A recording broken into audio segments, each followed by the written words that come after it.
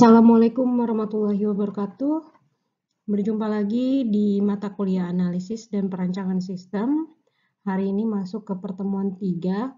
Kita akan membahas tentang analisis sistem. Adapun sub pokok bahasan yang akan kita ulas pada hari ini, yaitu pendahuluan, langkah-langkah di dalam analisis sistem, bagaimana mengidentifikasi masalah, bagaimana memahami kerja dari sistem, menganalisis hasil, serta bagaimana membuat laporan hasil analisis.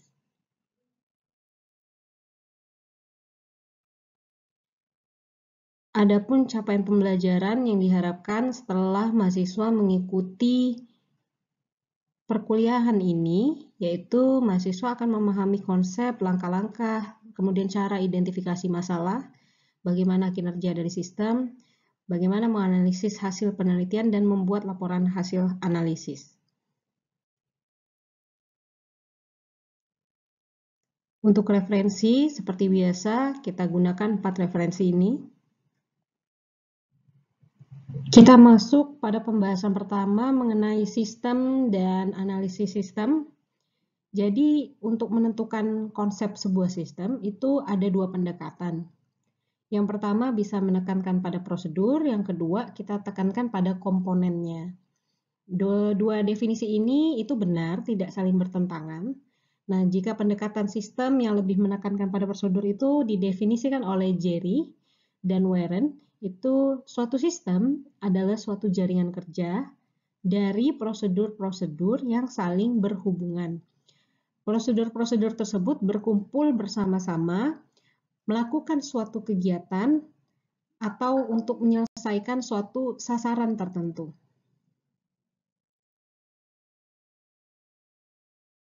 Kemudian ada menurut Richard, jadi suatu prosedur yang tadi itu adalah suatu urutan-urutan operasi clerical atau tulis-menulis. Biasanya melibatkan beberapa orang di dalam satu atau lebih departemen yang diterapkan untuk menjamin penanganan yang seragam dari transaksi-transaksi bisnis yang terjadi. Nah, dari kedua definisi tersebut kemudian dikembangkan oleh Jerry, Ardra, dan Warren.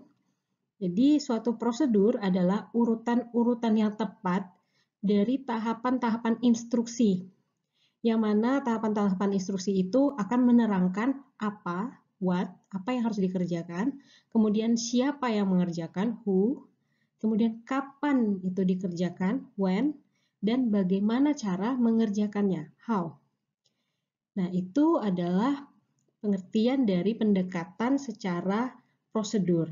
Nah, kemudian pendekatan sistem yang menekankan pada komponen atau elemen itu didefinisikan sebagai sistem adalah kumpulan dari elemen-elemen yang berinteraksi untuk mencapai suatu tujuan tertentu. Nah, sebelumnya kita sudah membahas pengertian dari sistem. Nah, ketika kita memilih salah satu pendekatan untuk memahami konsep sistem, maka tinggal dipilih apakah melakukan pendekatan berdasarkan komponen atau melakukan pendekatan berdasarkan prosedur. Sehingga pengertiannya pun menjadi ada 2 pengertian tadi.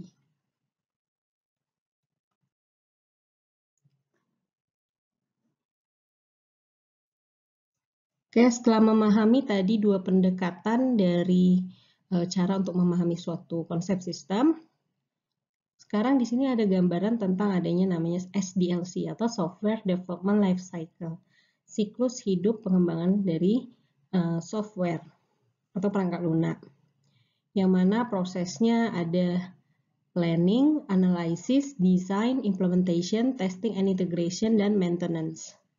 Di sini kita akan coba membahas pada tahap analysis.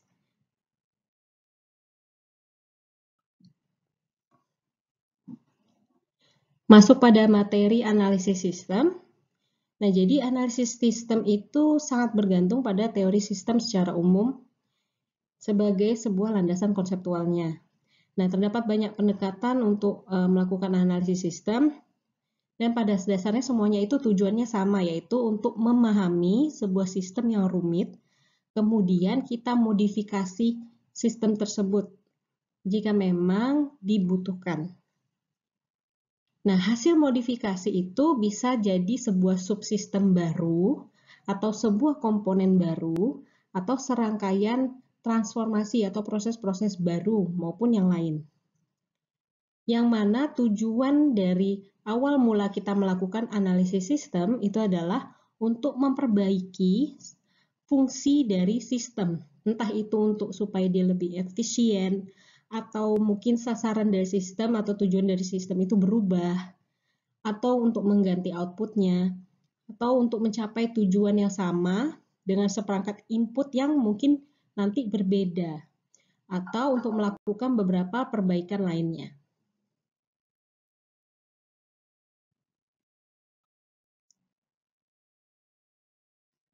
Jadi tujuan dari analisis sistem itu yang pertama adalah kita memahami kerja dari sistem tersebut dahulu.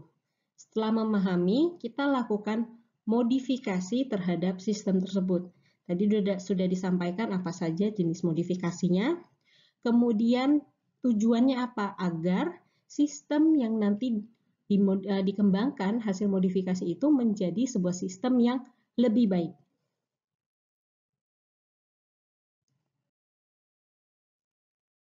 Setelah memahami apa itu sebenarnya analisis sistem, kita akan mengenal sebenarnya siapakah seorang sistem analis. Nah, jadi sistem analis atau analis sistem itu merupakan seorang atau individu yang menjadi kunci dalam proses pengembangan sistem. Nah, si sistem analis ini tugasnya mempelajari atau mengidentifikasi masalah, kemudian kebutuhan juga dari organisasi, serta menentukan bagaimana orang, data, proses, komunikasi, dan teknologi informasi itu dapat meningkatkan pencapaian bisnis milik organisasi tersebut. Nah, seorang sistem analis ini juga merupakan orang yang bertanggung jawab dalam pelaksanaan proses analisa hingga perancangan sistem informasi. Jadi, sistem analis ini itu punya tanggung jawab pada dua tahapan dalam siklus software development life cycle, yaitu di analisa serta perancangan. Nah, sebutan lain untuk analisis sistem ini biasanya juga bisa disebut analis informasi atau analis bisnis atau sistem designer, konsultan sistem gitu ya, sistem konsultan dan ahli teknik sistem atau sistem engineer.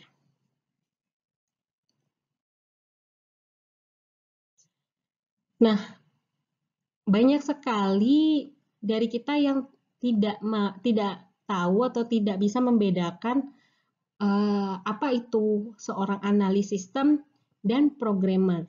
Analis sistem dan programmer itu adalah dua profesi yang sebenarnya sangat berbeda.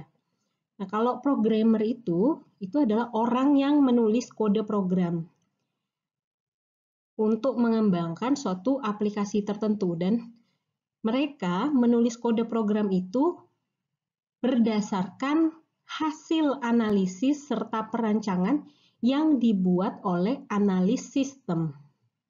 Jadi mereka bekerja itu setelah seorang analis sistem berhasil melakukan memberikan hasil analisa kepada programmer. Tetapi ada analis sistem yang juga melakukan tugas-tugas seperti programmer maupun sebaliknya. Ada juga programmer yang melakukan tugas-tugas yang dilakukan oleh analis sistem. Nah, kemudian orang yang melakukan tugas yang tadi, analis sistem maupun pemrogram atau programmer disebut dengan analis atau pemrogram.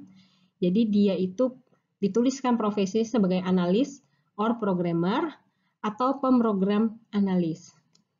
Dan tugas serta tanggung jawab analis sistem dan programmer itu berbeda. Nah, kita akan lihat apa saja tugas dari analis sistem dan programmer.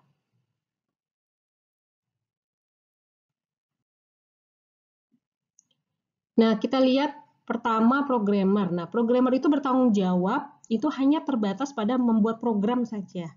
Jadi dia tidak bertanggung jawab apabila hasil analisis maupun hasil desainnya itu ternyata salah. Nah, itu bukan tanggung jawab programmer, karena programmer itu yang cukup mengartikan apa hasil analisa dan perancangan yang sudah dibuat oleh si analis sistem. Sedangkan analis sistem itu tidak terbatas pada pembuatan program saja, melainkan sistem secara keseluruhan. Karena tadi disampaikan bahwa analis sistem adalah seseorang yang menjadi kunci dalam proses seluruh pengembangan sistem. Kemudian programmer itu pengetahuannya cukup terbatas pada teknologi komputer. Memahami sistem, memahami utilities maupun bahasa pemrograman yang nanti akan digunakan oleh programmer. Sedangkan analis sistem itu pengetahuannya itu harus lebih luas. Jadi tidak terbatas pada teknologi komputer, tetapi juga pada bidang aplikasi yang sedang ditangani. Jadi ada juga kemampuan dalam pemahaman proses bisnis dan organisasi gitu ya, bisnis lah secara umum sesuai dengan nanti organisasi atau perusahaan yang dia melakukan analisa. Kemudian programmer itu pekerjaan programmer sifatnya teknis dan ini mengharuskan ketepatan dalam pembuatan instruksi program. Sedangkan analis sistem pekerjaannya itu pada pembuatan programnya itu terbatas pada pemecahan masalah secara garis besarnya saja. Jadi tidak ada pembuatan program atau penggunaan bahasa yang sudah signifikan gitu ya. Kemudian programmer pekerjaannya itu tidak menyangkut hubungan dengan banyak orang. Jadi dia terbatas antara pemrogram sama analis sistem saja. Jadi programmer ini berhubungan dengan seorang analis saja. Dia tidak menyentuh ke stakeholder gitu. Sedangkan analis sistem ini itulah yang terlibat hubungannya dengan banyak orang. Tidak terbatas ke sesama analis sistem, tapi dia juga berhubungan dengan pemakai, kemudian hingga level manager, karena dia harus mendapatkan itu tadi hasil analisa terhadap sistem yang mana nanti dia akan analisa, kemudian dia rancang untuk diberikan kepada programmer. Namun tidak menutup kemungkinan juga nanti seorang programmer itu akan dibutuhkan saat proses analisis. Itu tergantung dari metodologi atau metode atau teknik pengembangan perangkat lunak yang digunakan. Setelah memahami bahwa programmer dan analis sistem itu adalah dua profesi yang berbeda, sekarang kita harus paham tentang skill apa yang dibutuhkan untuk menjadi seorang analis sistem. Nah, ada 4 skill. Yang pertama, keahlian analisa. Itu keahlian untuk bisa memahami organisasi. Kemudian dia punya keahlian yang sifatnya problem solving, artinya dia mampu memecahkan masalah. Kemudian dia juga punya skill untuk memahami suatu sistem. Kemudian keahlian teknis. Nah, seorang analis sistem itu harus paham potensi dan limitasi dari suatu teknologi. Jadi tidak boleh seorang analis sistem memberikan teknologi yang berlebihan pada sistem yang misalnya kecil. Misalnya sistem untuk belanja di warung gitu ya. Lalu dia mintanya gunakan superkomputer. Nah, itu kan tidak lumrah seperti itu. Atau malah ini mau membuat mobile banking, membutuhkan server yang bagus gitu ya. Tapi misalnya dia hanya menawarkan sebuah PC atau laptop. Nah, itu kan tidak mungkin. Jadi harus ada punya keahlian teknis tersebut. Kemudian juga memiliki keahlian dalam penggunaan alat dan teknik pengembangan perangkat lunak, dan ahli dalam menggunakan komputer. Alat dan teknik pengembangan perangkat lunak ini maksudnya adalah tools untuk melakukan desain gitu ya, atau mungkin tools-tools lainnya. Contoh tools-tools desain misalnya UML atau DFD gitu. Tools ini juga bukan desain ya, tools itu juga bisa dilakukan untuk analisa. Misalnya ya, tadi UML. Jadi seorang analis sistem harus memahami hal tersebut. Kemudian seorang analis sistem harus punya keahlian untuk manajerial, yang mana dia harus mampu mengatur proyeknya, mengatur sumber daya yang digunakan untuk pengembangan perangkat lunaknya, serta kemampuan untuk mengatur resiko serta perubahan yang terjadi saat melakukan pengembangan software. Selanjutnya, keahlian interpersonal itu adalah kemampuan ataupun keterampilan dari seseorang ini untuk mengenal, menghadapi, serta berkomunikasi dan berinteraksi dengan orang lain. Nah, jadi interpersonal skill ini sangat penting. Tidak ada seorang analis sistem yang sifatnya tidak mau berbincang atau tidak mau menanyakan, tidak punya rasa ingin tahu, karena tugas mereka adalah memahami sistem, mencari masalah yang terjadi pada suatu organisasi tersebut untuk dicarikan solusinya. Tidak mungkin kalau seorang analis sistem ini cenderung diam, tidak ini ya, sifatnya juga tidak, orangnya tidak problem solver gitu, tidak mungkin. Nah, selanjutnya skill analis sistem apa lagi yang dibutuhkan, yaitu dia harus punya pengetahuan tentang bisnis secara umum. Nah, pengetahuan ini itu dibutuhkan supaya analis sistem itu bisa berkomunikasi dengan pemakainya.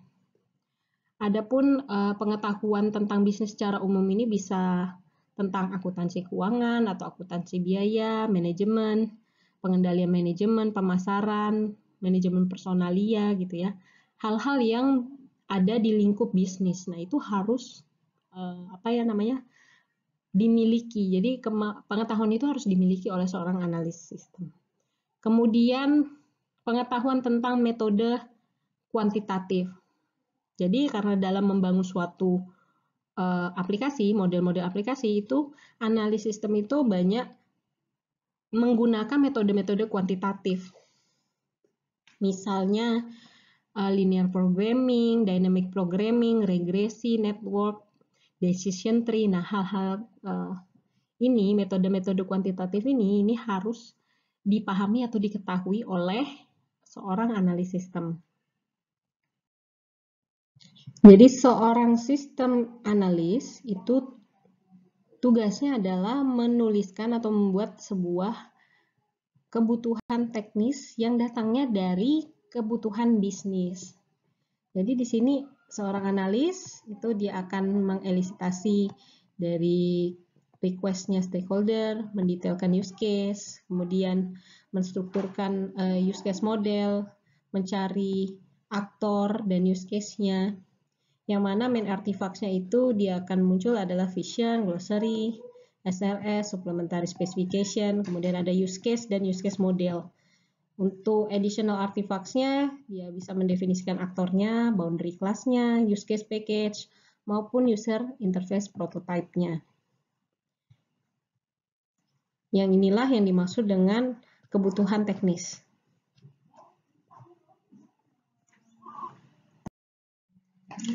Jadi, sebuah kebutuhan atau daftar-daftar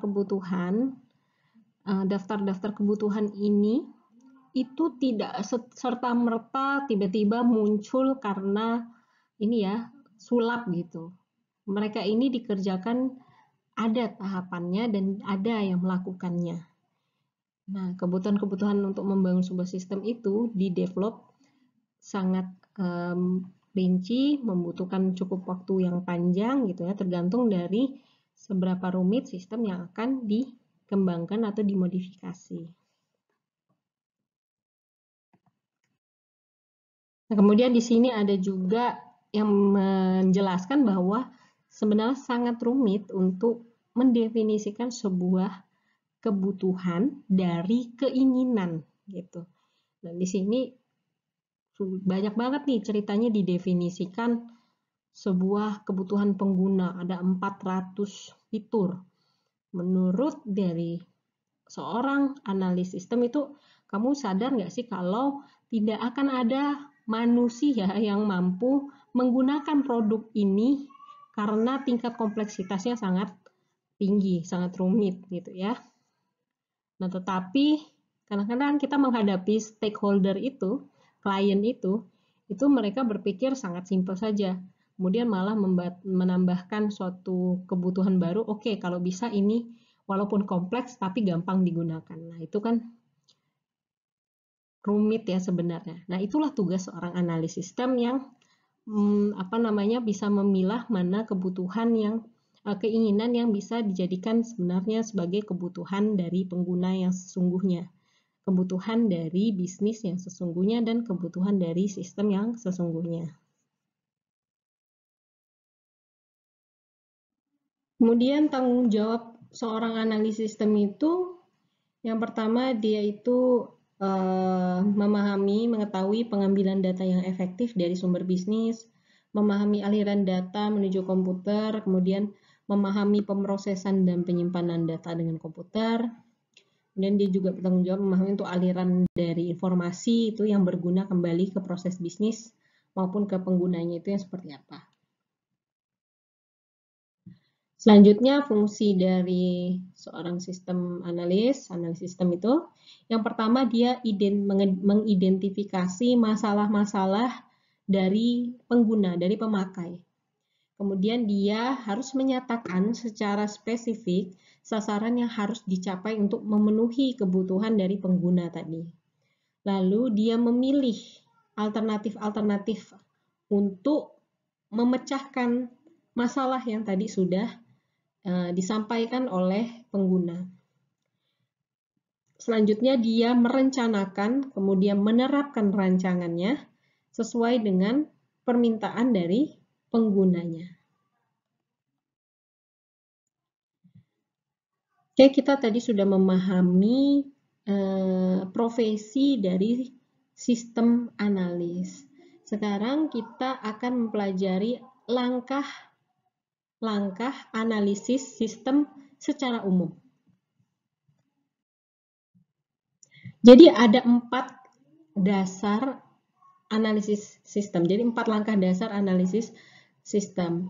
Nanti langkah-langkah ini juga bisa bertambah gitu ya, bisa improve tergantung dari metode pengembangan perangkat lunak yang digunakan. Tapi secara umum, secara dasarnya itu ada 4 langkah. Yang pertama itu kita identifikasi, kemudian kita memahami sistemnya, kerja dari sistemnya, kita analisa, yaitu kita analisis kelemahan-kelemahan dari sistem yang ada. Yang terakhir adalah kita buat laporannya. Final produk dari analisis sistem ini adalah ya ini, laporan hasil analisisnya. Jadi kalau misalnya kita melakukan analisa tapi tidak ada laporannya, ya ini pertanyakan.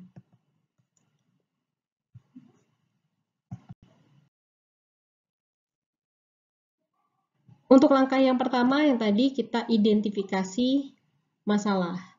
Jadi identifikasi itu atau kita sebut dengan kita kenal masalahnya. Ini merupakan langkah pertama yang dilakukan dari tahap analisis sistem. Nah, masalah itu didefinisikan sebagai suatu pertanyaan yang diinginkan untuk dipecahkan. Nanti masalah inilah yang akan menyebabkan sasaran dari sistem itu malah tidak bisa dicapai. Nah, maka dari itu masalah ini yang harus kita pecahkan. Jadi, agar sasaran dari sistem itu bisa dicapai, ya kita harus tahu nih, kira-kira masalah apa yang terjadi. Itu yang dilakukan oleh seorang analis sistem, yaitu mengidentifikasi masalah-masalahnya. Nah, tugas-tugas apa yang harus dilakukan dalam proses identifikasi masalah? Yang pertama, kita identifikasi penyebab dari masalah. Setelah itu, identifikasi titik keputusan, lalu identifikasi personil-personil kuncinya. Pertama, mengidentifikasi penyebab masalah ini. Jadi, seringkali suatu organisasi itu sebenarnya tidak sadar masalah apa yang terjadi pada organisasinya sampai sesuatu ada sesuatu yang tidak berjalan sebagaimana mestinya. Nah, jadi permasalahan ini pasti muncul karena ada sebab. Nah, disinilah yang harus kita identifikasi apa sebenarnya sebab dari masalah tersebut. Nah, yang kedua adalah mengidentifikasi titik keputusan. Setelah sebab dari masalah tersebut kita ketahui, selanjutnya kita tentukan titik keputusan dari penyebab masalah itu terjadi. Nah, jadi titik keputusan ini maksudnya adalah untuk menunjukkan suatu kondisi yang menyebabkan itu bisa terjadi. Selanjutnya kita identifikasi personil-personil kuncinya. Setelah titik-titik keputusan penyebab masalah tadi sudah berhasil diidentifikasi, di mana lokasi terjadinya gitu ya, maka kita harus tahu personil-personil kunci baik yang secara langsung maupun tidak langsung menyebabkan masalah itu terjadi. Nah, identifikasi personil-personil kunci ini bisa kita dapatkan itu dari bagian alir dokumen yang ada di perusahaan tersebut atau mungkin dokumen deskripsi jabatan gitu. Sehingga kita tahu siapa yang menyebabkan, siapa atau apa yang menyebabkan titik keputusan penyebab masalah tersebut.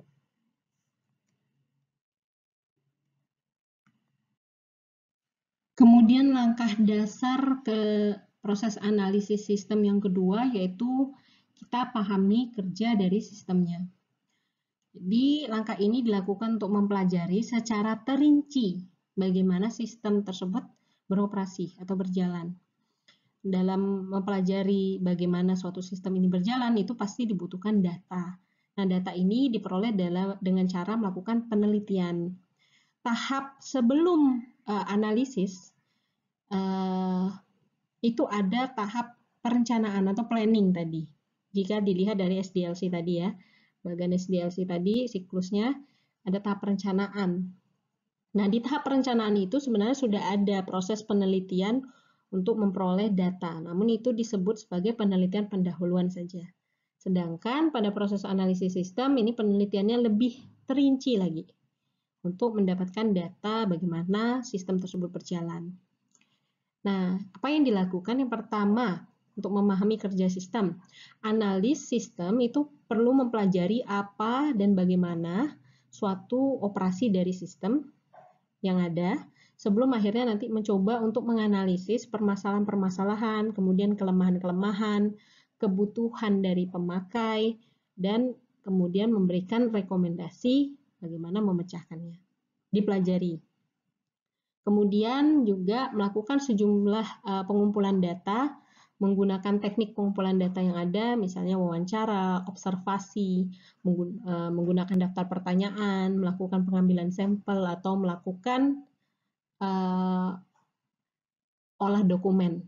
Nah, seperti itu. Lalu, yang ketiga, dia membuat penugasan nih nanti penelitian. Setelah ada jadwal penelitian dibuat, maka tugas selanjutnya yaitu menentukan tugas dari masing-masing anggota dalam tim analisis sistem.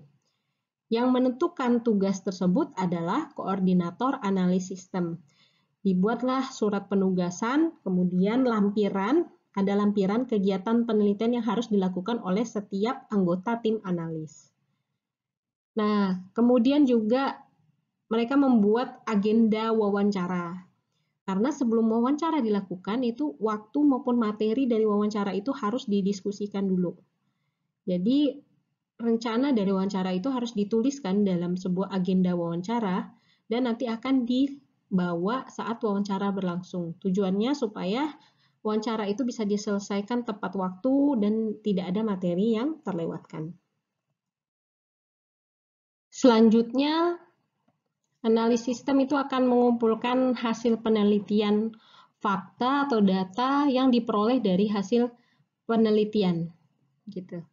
Nah, itu isinya apa? Yaitu pertama, waktu untuk melakukan suatu kegiatannya terdata, kemudian kesalahan melakukan kegiatan di sistem yang lama itu apa, lalu ada juga proses pengambilan sampel, lalu ada juga formulir dan laporan yang dihasilkan oleh sistem lama itu bagaimana, elemen-elemen data yang ada itu apa saja, kemudian teknologi yang digunakan di sistem lama itu seperti apa, serta kebutuhan informasi pemakai sistem atau manajemen yang pada sistem yang berjalan itu apa saja.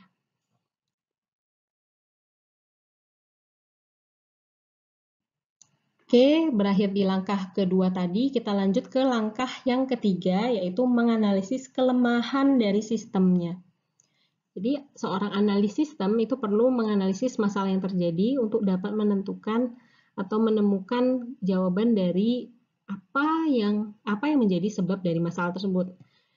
Nah, maka dilakukan penelitian lanjut yang dilakukan untuk menjawab pertanyaan-pertanyaan terkait dengan apa penyebab dari masalah tersebut.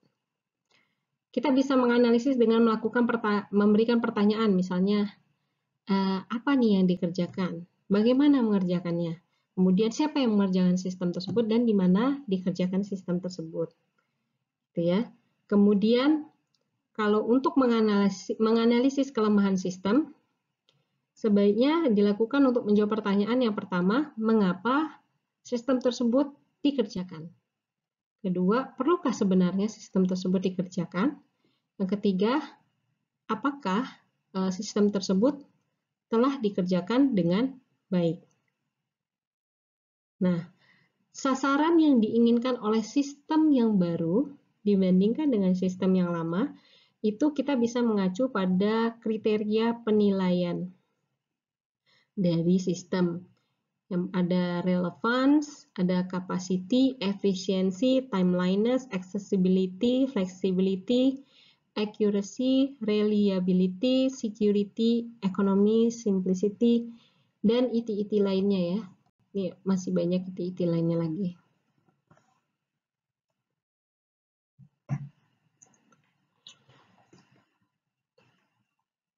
Selanjutnya ada tugas lain dari seorang analis sistem, yaitu menganalisis kebutuhan informasi dari pengguna. Jadi tugas lain ini diperlukan karena sehubungan dengan sasaran utama sistem informasi, yaitu menyediakan informasi yang dibutuhkan bagi pemakainya. Nah, maka hal itu perlu dianalisis.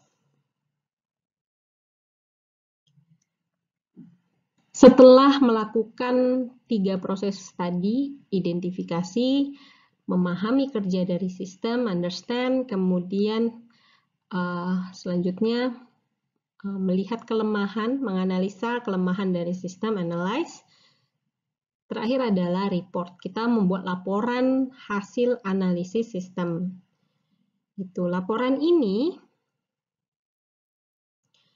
itu nanti akan diserahkan kepada steering committee atau panitia dari pengarah pengembang sistem. Yang membuat adalah seorang analisis sistem dan timnya, tim analisis sistem.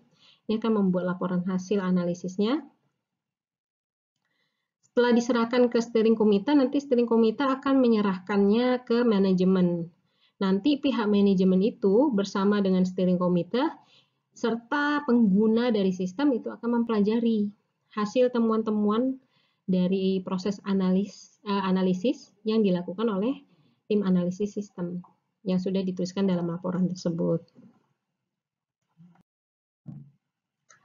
Nah, apa tujuan utama dari menyerahkan laporan tadi ke pihak manajemen?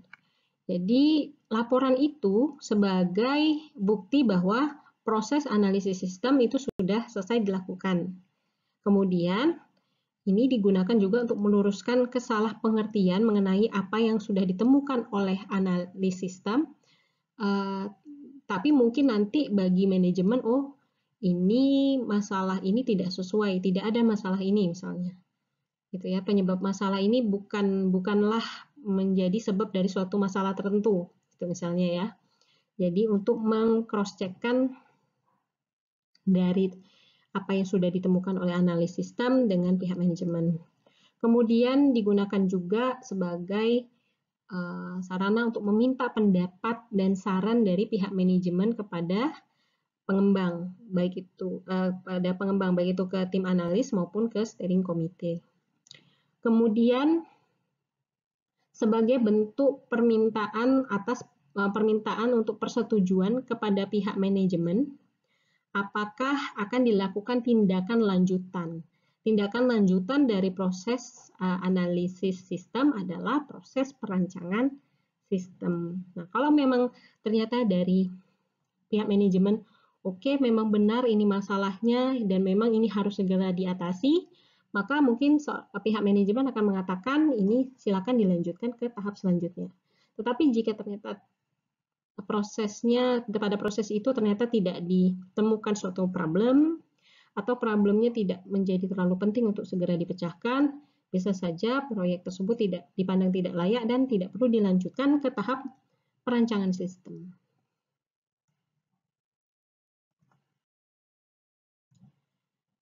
Berakhir pada kesimpulan hari ini untuk materi analisis sistem. Jadi, dalam siklus pengembangan perangkat lunak, proses analisis sistem ini adalah proses yang menentukan keberhasilan dari hasil pengembangan sistem ataupun output dari sistem. Jadi, analisis sistem ini adalah proses yang sangat-sangat penting. Analisis sistem itu dilakukan oleh seorang analis sistem dan harus memiliki kemampuan analisa, teknis, manajerial, pengetahuan akan bisnis, pengetahuan terhadap metode kuantitatif, maupun interpersonal skill. Nah, lingkup kerja seorang analis sistem itu lebih luas dibandingkan seorang programmer. Selanjutnya, ada 4 langkah dasar yang dilakukan oleh seorang analis sistem dalam menganalisis sebuah sistem. Itu yang pertama ada identifikasi masalah, kedua memahami kerja sistem yang ada, ketiga, menganalisa kelemahan dari sistem yang ada. Keempat, atau yang terakhir, yaitu melaporkan seluruh hasil analisis yang ditemukan. Dan laporan itu akan diserahkan kepada pihak manajemen.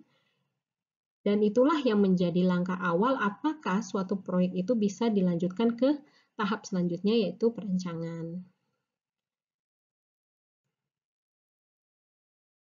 Berdasarkan pada materi hari ini yaitu tentang analisis sistem, maka ada tugas 3 yaitu buat rangkuman dengan judul analisis sistem.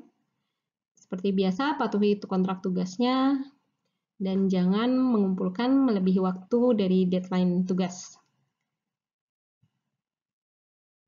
Akhir kata, saya ucapkan terima kasih. Wassalamualaikum warahmatullahi wabarakatuh. Sampai jumpa di pertemuan selanjutnya.